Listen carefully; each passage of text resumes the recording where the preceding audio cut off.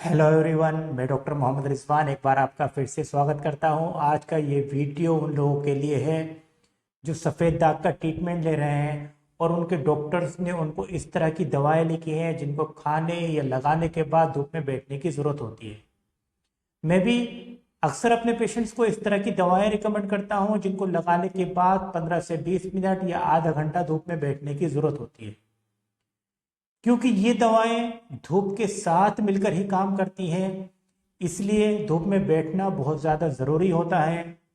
मगर इस मौसम की तेज धूप में बैठने के कुछ कॉम्प्लिकेशंस भी होते हैं।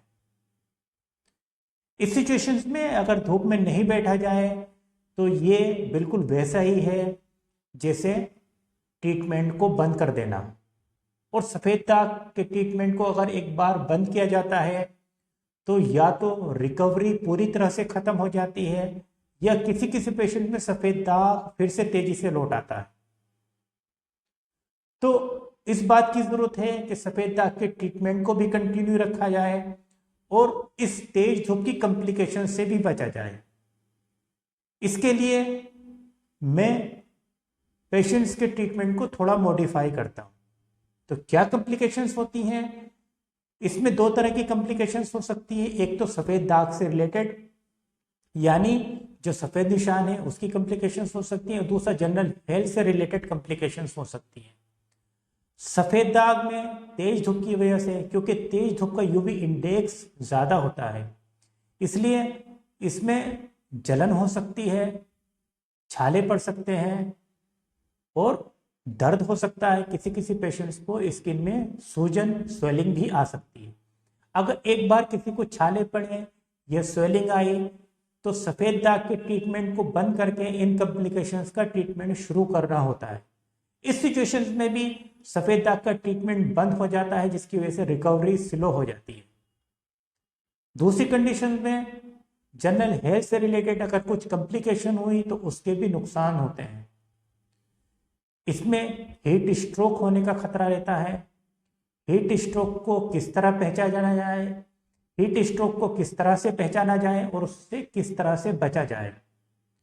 तो अगर किसी को हीट स्ट्रोक हुआ है तो उसके सर में दर्द हो सकता है, लेग्स में क्रैम्प्स हो सकते हैं, कमजोरी हो सकती है, स्किन पर लीजन्स यानी गर्मी दाने हो सकते हैं, बुखार आ सकता है, डिहाइड्रेशन हो जाता है। और अगर इन कंडीशंस का टाइम रहते ट्रीटमेंट नहीं लिया जाए तो इससे डेथ होने के चांसेस भी बने रहते हैं। इसलिए इस ट्रीटमेंट को, यानी सफ़ेद दाग का जो ट्रीटमेंट आप ले रहे हैं जिसमें धूप में बैठने की ज़रूरत होती है, उसका थोड़ा मॉडिफाई करने की ज़रूरत होती है। तो आइए किस तरह से हम इस ट्रीटमेंट को मॉडिफाई कर सकते हैं ये समझते हैं। पहला काम तो ये करें कि जितनी ड्यूरेशन के लिए आपके डॉक्टर ने धूप में बैठने के लिए रिकमेंड किया है उसका 50 to 60% ही धूप में बैठें, क्योंकि यूवी इंडेक्स ज़्यादा होता है, इसलिए 50 to 60% टाइम में भी ज़रूरत पूरी हो जाती है। दूसरा काम ये करें कि धूप में बैठने के टाइम को या तो सुबह 9 बजे के पहले ले जाएं या शाम में 4 बजे के बाद करें। इन दोनों टाइम पर यूवी इंडेक्स कम रहता है, धूप कम तेज रहती है, इसलिए कॉम्प्लिकेशंस होने के चांसेस कम रहते हैं। क्योंकि अगर सुबह में धूप में बैठा जाए और बाय चांस उस पेशेंट को किसी काम से बाहर जाना पड़े, धूप में जाना पड़े, तो सन एक्सपोजर ऑटोमेटिकली बढ़ जाता है और इससे भी कॉम्प्लिकेशंस होने के चांसेस रहते हैं। इसलिए मैं अपने पेशेंट्स को अक्सर कहता हूं कि शाम में 4 बजे के बाद ही धूप में बैठें। अब अगर आपको सुबह में या दोपहर में अगले दिन धूप में जाना भी हो तो उस टाइम आपकी स्किन में, आपकी बॉडी में इन दवाओं के इफ़ेक्ट्स नहीं रहते हैं और आप ज़्यादा धूप में रहने पर भी कॉम्प्लिकेशन से बच सकते हैं।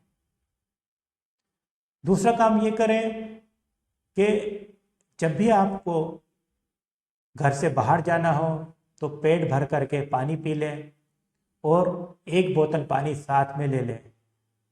प्यास का थोड़ा सा भी एहसास होने पर पानी पी लें और ऐसे फ्रूट्स का इस्तेमाल ज़्यादा करें जिनका वाटर कंटेंट ज़्यादा होता है, जैसे तरबूज या खरबूज।